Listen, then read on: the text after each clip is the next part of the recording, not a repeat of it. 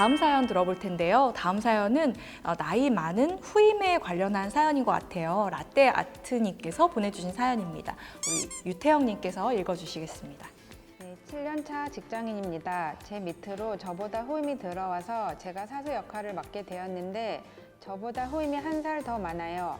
저보다 나이는 많지만 사회생활 경험이 많지 않은 것 같아서 처음엔 잘 챙겨주고 존중해주면서 그럭저럭 잘 지냈는데 언제부터인가 출근 시간을 3분, 5분 이렇게 조금씩 늦습니다.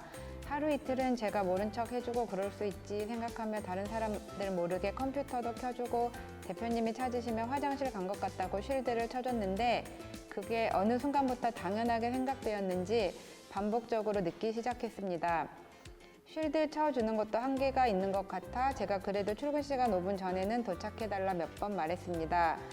제가 본인보다 어리고 또 편해져서 그런지 사수인 제 말을 이제 듣지 않네요. 그런데 한 번은 대표님께서 근태 관련해서 그분께 뭐라고 한 적이 있는데 그게 제가 일러서 혼났다고 생각을 하는 것인지 저한테 자꾸 화가 난 티를 냅니다. 중요한 것은 그 이후로 지각은 안 하는데 업무상 뭘 알려주거나 지시할 때 싫은 티를 내며 제 말을 듣지를 않아요. 차라리 아예 어리기라도 하면 이해라도 하겠는데 저보다 나이도 많은데 자기가 잘못해놓고 제 탓하는 것 같아서 짜증나고 불편해 죽겠습니다. 제가 선임이고 잘못한 것도 없는데 왜 이런 눈치까지 봐야 하는 걸까요? 앞으로 못해도 1년은 더 같이 일해야 하는데 어떻게 대처해야 할까요? 한국 사회에서 있을 수 있는 그런 사연 같습니다. 이게 외국에서는 큰 문제가 아닐 것 같은데요. 또 우리나라에서는 나이, 이 사회생활에서 중요한 부분이기 때문에 또 고민이 많으실 것 같아요. 7년차 직장인 라떼아트님 사연 듣고 저는 제 이 광주에서의 첫 번째 직장이 떠올랐습니다. 이렇게 저도 사실은 이거와 비슷한 상황이었는데 저는 이제 제 선임과 제가 1살 차이였고요. 제가 나이가 더 많은 축에 속했습니다. 그런데 또 이렇게 그 당시에 만났던 첫 선임이 굉장히 좋은 분이어가지고 지금까지 좋은 관계 유지하면서 프로젝트를 또 함께 할 때도 굉장히 많거든요. 그래서 이 라떼 아트님은 또 이렇게 우리 후임께 많이 또 알려주고 싶고 또 쉴드도 쳐주고 싶다고 하니까 함께 잘 지내보고 싶은 마음이 있는 것 같은데 이 둘 사이에 이런 이 작은 오해랄까요? 어떤 상황이랄까요? 이런 것들이 좀 벌어진 것 같아요. 두 분 다 어떻게 보면은 어떤 그 인격적인 문제가 있다고 보기는 좀 어렵고 그런 이렇게 작은 틈새가 점점점 벌어지는 느낌이 드는데 이럴 땐 어떻게 해야 될까요? 네. 저는 이 사연 보면서 두 가지가 생각났는데요. 첫 번째는 후임에 대한 기대나 애정이 아직 있는 것 같고 그것 때문에 사실 관계가 틀어지면서 더 화가 나고 그러는 상황인 것 같아요. 네, 직장 생활이니까 친구를 대하는 것보다는 비즈니스 관계로 조금 감정을 배제하고 접근하면 어떨까라는 생각이 첫 번째로 들었고요. 두 번째로 저는 소설이 하나 떠올랐습니다. 도스토예프스키의 지하로부터의 수기. 네, 거기서 비평가들이 그 주인공 설명하면서 자의식과잉 이야기를 많이 하거든요. 그러니까 다른 사람의 시선을 확대하고 과장해서 생각을 하는 거죠. 아마 이 사연자님도 그렇고 그 후임도 그렇고 서로를 그렇게 생각하고 있는 것 아닌가. 다른 의도로 그렇게 행동한 것도 아닌데 얘가 이런 의미로 나한테 이렇게 행동했던 것 아닐까? 이렇게 오해하고 있을 수도 있겠다. 그런 생각이 좀 들고요. 너무 그런 걸 미루어 짐작하지 않으셔도 될 것 같아요. 그냥 내 앞에 있는 상황, 그걸 그대로 받아들이고 거기에 맞게 행동하시는 게 어떨까 싶습니다. 요거는 제가 봤을 때는 좀 혼이 나야 됩니다. 누가 혼이 나야 되나요? 당연히 후임이 좀 정신을 차려야 되는 상황이고요. 여기 이제 보면은 짜증나고 불편해 죽겠다, 눈치까지 봐야 한다 이렇게 얘기를 작성을 해주셨는데 이런 느낌은 되게 잘 틀리지 않습니다.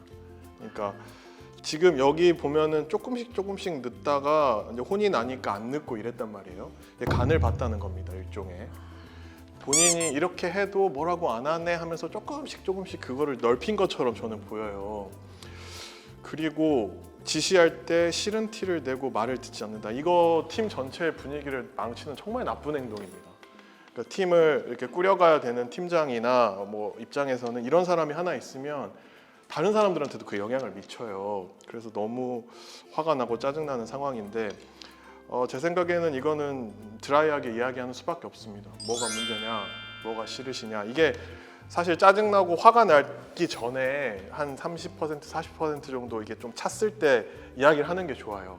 그러니까 참다가 말을 하면 감정이 폭발을 하기 때문에 그때 드라이하게 이야기를 하는 게 제일 좋고, 정 안 되면 이건 일러야 됩니다. 대표님이든 그 위든. 그래서 그런 것까지도 얘기를 하는 거죠. 수정이 안 되면 잃는다고 생각하지 마십시오. 보고라는 좋은 말이 있는데 왜 잃는다고 하십니까? 보고를 해서 조치가 될 수 있도록 드라이하게 접근을 하시는 게 맞을 것 같습니다. 네, 라떼아트님 정말 이 선임으로서 후임을 대하는 그런 자세에 대해서 또 여러 가지 고민하고 계실 것 같은데요. 여기 계신 패널 여러분들께서 응원해 주시거나 또 한마디에 조언해 주시면 큰 도움이 될 것 같습니다. 라떼아트님, 이분은 참 배려심 많은 상사 같아요. 참 좋은 상사 같아요. 반면에 여기 나이 많으신 신참분은 제가 볼 때는 일단 불성실한 것 같아요.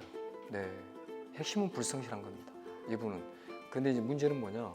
이걸 팀장이 잡아줘야 돼요. 처음에. 근데 이게 지금 시간이 많이 흘러버린 거예요. 그래서 이걸 바꾸려고 하니까 상당히 어려워요. 그리고 오히려 이제 그게 신참은 이제 불편하게 지금 받아들여 버리는 이런 상황까지 와버린 것 같은데, 충분히 그게 팀장이죠, 할 일이. 불편하지만 불편을 감수하고라도 잡아야죠. 그게 안 된다면 이건 본인이 풀 수 없는 문제이고 회사 차원에서 풀어야 될 문제로 넘어가게 되는 거죠. 그래서 처음에 시도해 보시고 안 되면 회사 차원에서 풀도록 하셔야 됩니다.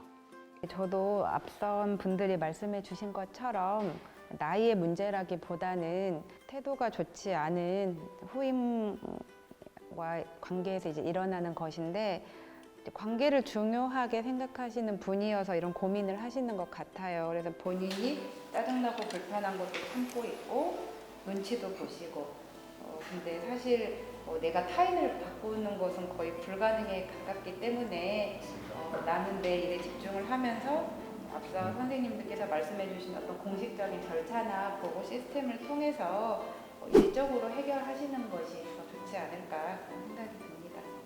저도 상대방이 저를 어떻게 보는지에 신경 쓰는 것보다 눈앞에 당면한 그 문제에 집중해서 문제 해결하는 게 방법이라고 생각합니다. 사람은 잘 변하지 않는 경우도 있습니다. 그럼에도 불구하고 혼날 사람은 혼나고 정신 차릴 수 있는 기회가 좀 필요합니다. 드라이하게 이야기하시고 안 되는 거는 안 된다고 이야기하시기 바랍니다. 저도 이제 패널분들이랑 그 생각이 비슷한데, 좀 안 되는 건 좀 안 된다고 확실하게 이야기를 해주고 지금이라도 좀 관계를 다시 좀 만들어 나가야 될 것 같은데, 조금 불편한 게 힘드시더라도 불편한 관계를 만들고 서로 긴장감이 좀 있어야 될 것 같아요. 이분이 이제 혼나서 그 뒤로 지각을 안 하는 걸 보면 좀 긴장을 하면은 그래도 좀 달라지지 않을까 생각합니다.